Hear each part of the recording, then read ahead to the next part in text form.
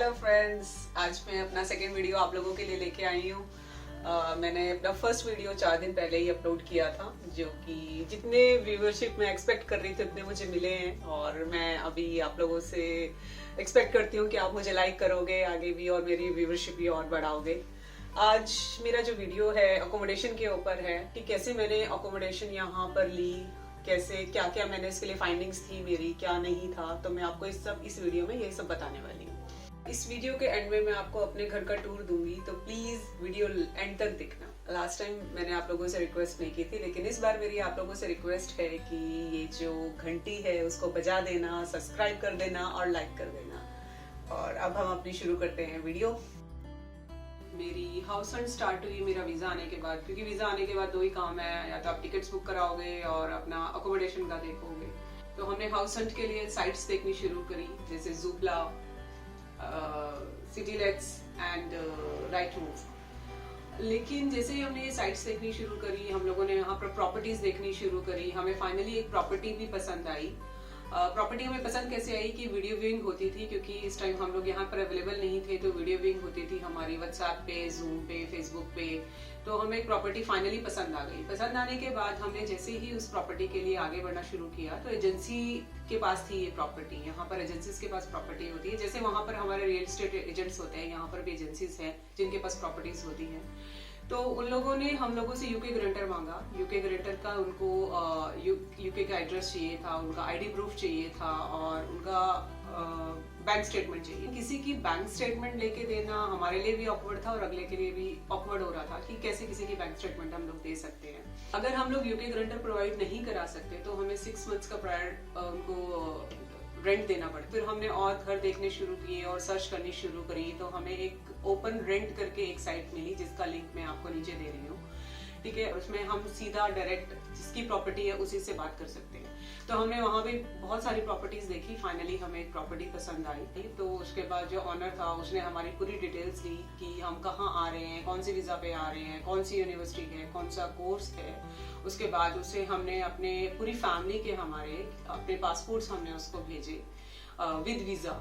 ठीक है, फिर उसके बाद जब उसकी पूरी सेटिस्फेक्शन होगी तो उसने हमें 72 पेजेस का कॉन्ट्रैक्ट भेजा। उस कॉन्ट्रैक्ट में डू एंड डूज थे कि हमें क्या करना है, क्या नहीं करना है, क्या हो सकता है, क्या नहीं हो सकता है, उसके बिहाफ पे भी और हमारे बिहाफ पे भी। उस कॉन्ट्रैक्ट को हमने पढ़ के उसको डिजिटली साइन करके उसको वापस भेज दिया। और फिर उसके बाद ऑनर ने हमें अपनी अकाउंट डिटेल्स भेज दी और हम लोगों ने उसको एक टोकन अमाउंट डिपॉजिट करा दिया। नाउ गाइस, मैं अब आपको बताती हूँ स्टूडेंट्स के लिए यहाँ किस किस तरह की अकोमोडेशंस अवेलेबल है। स्टूडेंट्स के लिए यहाँ 3 तरह की अकोमोडेशन अवेलेबल है: private accommodation, hostel and rooms. सबसे पहले हम लोग बात करेंगे यूनिवर्सिटी अकोमोडेशन की। ये आपको अपने यूनि की वेबसाइट पे जाके मिल जाएगा। आपको अपनी यूनिवर्सिटी को कांटेक्ट करना होगा, ठीक है, वो आप लोगों को सारी इन्फॉर्मेशन दे देगी। और उसके बाद वहाँ पर जो उनके पैसे फीस है अकोमोडेशन की, वो आपको क्वार्टरली, ईयरली, मंथली, हर तरह की ऑप्शंस अवेलेबल हैं, तो वो आपको वहाँ से पता चल जाएंगी। रूम अकोमोडेशन में क्या है, आपको रूम मिल जाता है। ठीक है, आपको एक प्राइवेट रूम मिलेगा। उसमें रूम में आपका बेड होगा, वार्डरोब होगी, स्टडी टेबल होगा। ठीक है, अगर आप कैसा रूम ले रहे हो, आप क्या पे कर रहे हो, ठीक है, उसके अकॉर्डिंग ये हो जाता है कि आपको वॉशरूम भी मिल गया, वरना तो आपको शेड वॉशरूम यूज करना पड़ता है। It's kind of PG. PG में क्या है, आप रहते हो, आपको शेड रूम मिलता है और आपको किचन भी मिलती है, आपको खाना भी मिल जाता है वहाँ पर। लेकिन यहाँ पर जो रूम्स हैं वहाँ पर आपको खाने वाने का कोई सिस्टम नहीं होता है। उसमें आपको सिर्फ क्या है, आप आ रहे हो, सो रहे हो, आप यूज कर रहे हो और आप चले गए। कई जगह पे क्या होता है, कॉमन किचन होती है जहाँ पर सबके अपने अपने छोटे छोटे कबर्ड्स होते हैं कि आप जाओ, अपना खाना बना लो और उसको यूज कर सकते हो।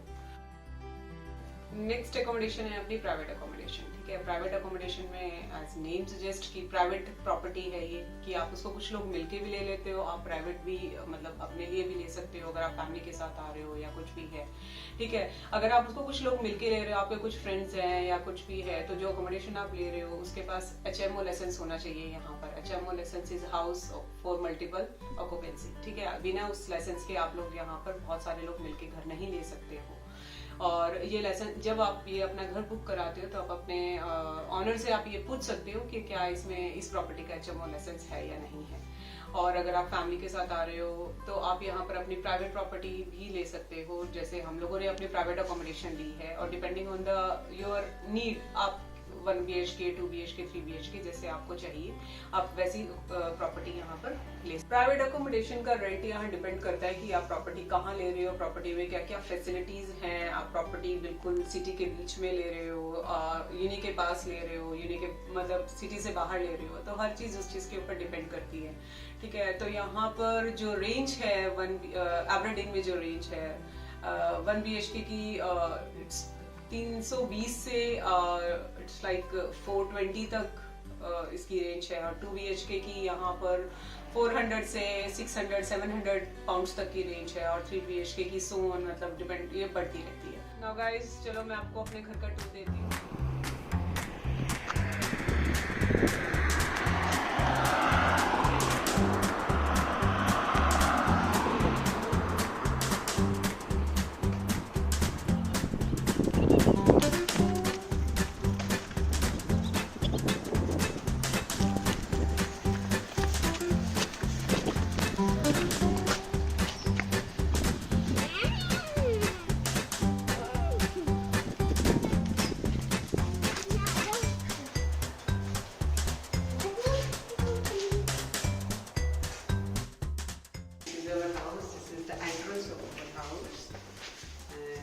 वॉशरूम ये है, यहाँ पर टब, शॉवर, यूजली यहाँ टब या स्टैंडिंग शॉवर्स होते हैं, आपको यहाँ बाल्टी टब लेके नहाने की जरूरत नहीं है। यहाँ पर ये शॉवर के साथ हीटर है जिसका हम टेम्परेचर अपने अकॉर्डिंगली अप डाउन कर सकते हैं, और ये टॉयलेट सीट्स, यहाँ पर जेट्स या टैप्स नहीं होती है बिकॉज यहाँ यूजली लोग पेपर नैपकिन यूज करते हैं। This is the children's bedroom and view of our backyard। देखिए आंटी यहाँ पर एक गार्डनिंग कर रही हैं। ठीक है, ये हमारा शेड गार्डन है, ये हमारे बिल्कुल नीचे वाले फ्लैट में रहती हैं। ठीक है, और ये रोज अपने गार्डन को मेंटेन करने के लिए कुछ ना कुछ यहाँ करती रहती हैं। Now guys, welcome to my kitchen, जहाँ पर एक अच्छा स्टोरेज स्पेस दिया हुआ है, माइक्रोवेव है, फुली ऑटोमेटिक मशीन है। यहाँ यूजली मशीन किचन में होती है बिकॉज और कहीं स्पेस नहीं होता है रखने के लिए।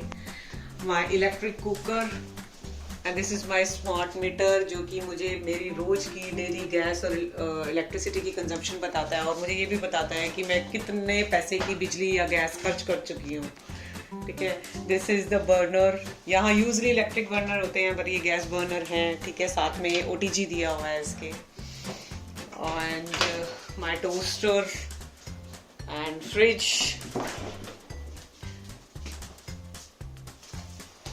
में ये यहाँ पर दूध की बोतल्स ऐसी ही आती हैं, यहाँ पर या तो कांच की बोतल मिलेगी या इस तरह के कैनिस्टर्स मिलेंगे। यहाँ पर अपना थैली वाला दूध नहीं आता, और दूसरा दूध भी दूध मिलता नहीं है जो तबेले वाला दूध होता है। And this is the freezer.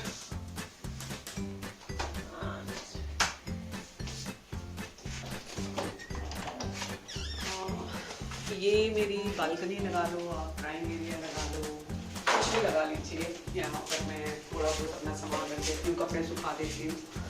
और ये यहाँ पर बॉयलर है, जो हमारे घर में हीटर्स होते हैं वो इस बॉयलर से चलते हैं। यहाँ पर पूरे घर में हीटर्स लगे हुए हैं, हर एक रूम में हीटर्स लगे हुए हैं, और वो इस बॉयलर की मदद से चलते हैं। ये इसको स्टार्ट और ऑन करने का सिस्टम है। इसका टेम्परेचर हम अपने अकॉर्डिंग सेट कर सकते हैं अगर हम चाहते हैं कि जैसे हम अपने AC में टाइमर लगाते हैं, इसमें भी हम टाइमर लगा सकते हैं। ये बालकनी से व्यू देखिए आप मेरे घर का, ये मेरे घर की फ्रंट साइड है।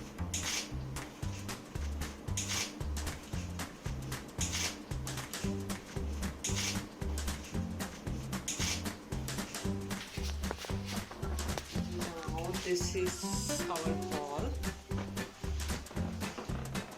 couch है यहाँ पर, and this is our heater जिसके बारे में मैं आपको बता रही थी, जो बॉयलर से कनेक्ट है, बॉयलर से चलता है। ये हर एक रूम में, किचन में, बाथरूम में, हर जगह अवेलेबल है। ठीक है, तो यहाँ सर्दी में ये चलते रहते हैं। आपको घर का एनवायरनमेंट हमारा नॉर्मल रहता है, टेम्परेचर पता नहीं चलता।